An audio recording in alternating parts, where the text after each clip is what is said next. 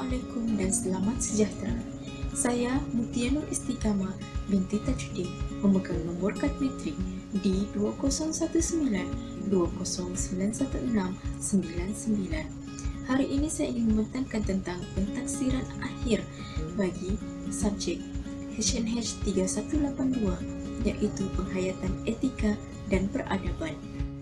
Saya akan membicarakan tentang satu matlamat daripada 17 matlamat yang berada di dalam SDGs. Apakah itu SDGs? SDGs juga dikenali iaitu kepanjangannya sebagai Sustainable Development Goals, merupakan teras agenda 2030 bagi pembangunan mampan yang dipersetujui oleh ketua-ketua negara dan masyarakat antarabangsa pada 25 September 2015 di Persidangan Pertubuhan Bangsa-Bangsa Bersatu, iaitu PBB. SDG ini merupakan kesinambungan agenda pembangunan yang diteruskan selepas berakhirnya Millennium Development Goals MDG pada 2015. Antara 17 SDG terselipnya satu matlamat yang berkaitan dengan pendidikan bagi pembangunan untuk masa hadapan. Pendidikan berkualiti merupakan salah satu matlamat pembangunan mampan atau matlamat pembangunan lestari daripada 17 matlamat yang diutarakan.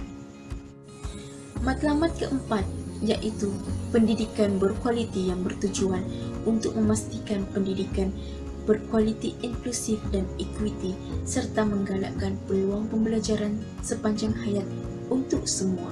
Di sini saya ingin membicarakan tentang Pelan Pembangunan Pendidikan Malaysia iaitu PPPM yang diteraskan dari 2017 hingga 2025.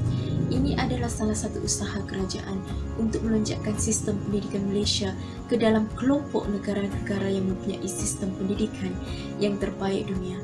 PPPM bertujuan untuk memahami prestasi dan cabaran sistem pendidikan Malaysia dengan memberi tumpuan akses kepada pendidikan, meningkatkan standard kualiti, merapatkan jurang pencapaian iaitu equity, mengukur perpaduan dalam kalangan murid dan mengoptimumkan kecekapan sistem. Dari segi akses, bagi menjayakan PPPM, setiap kanak-kanak warga negara Malaysia berhak mendapatkan kesamarataan peluang pendidikan bagi membolehkan mereka mencapai potensi masing-masing.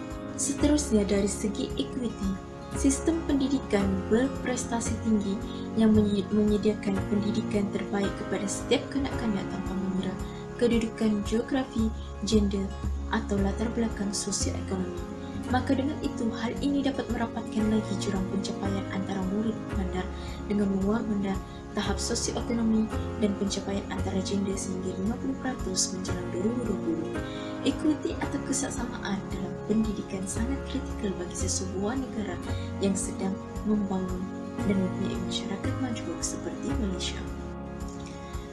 Soal inklusiviti dalam pendidikan tinggi sangat diberikan penekanan agar tidak ada anak muda yang terhalang daripada menikmati pendidikan kerana kesempitan hidup dan kekurangan diri.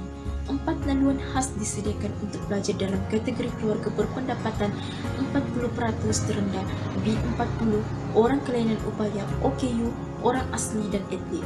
Manakala dari segi kualiti, semua kanak-kanak akan berpeluang mendapat pendidikan yang cemerlang berdasarkan keunikan sistem pendidikan di Malaysia dan setanding dengan pendidikan negara maju.